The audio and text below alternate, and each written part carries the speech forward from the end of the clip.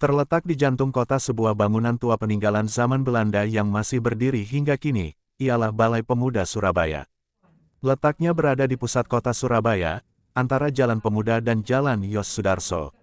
Sebuah bangunan yang tetap mempertahankan daya tarik masa lalu dengan arsitek khas kolonialnya yang megah. Gedung yang dirancang oleh arsitek Belanda Westmaes ini masih berdiri kokoh dan menjadi tempat wisata maupun kegiatan UMKM warga Surabaya. Daya tarik bangunan ciri khas kubah yang sepintas mirip mahkota Ratu Belanda ini juga menjadi cerminan perjalanan panjang sebuah bangunan ikonik yang menjadi bagian sejarah kota ini. Lantas seperti apa sejarah Gedung Balai Pemuda Surabaya?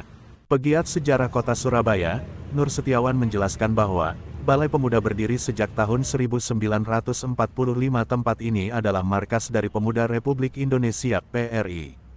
Barisan perjuangan mempertahankan kemerdekaan Indonesia dari penjajah Belanda yang ingin menguasai kembali Indonesia. Ia melanjutkan bahwa, pada masa kolonial gedung ini bernama The Simpangse Society, yakni perkumpulan orang-orang Belanda yang ingin mencari hiburan, pesta dansa atau rekreasi lainnya.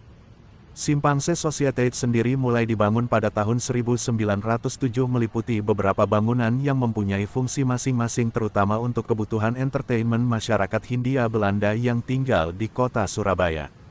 Kala itu, lanjutnya, di dalam komplek The Simpangse Society terdapat restoran, bar, tempat pertunjukan musik hingga galeri.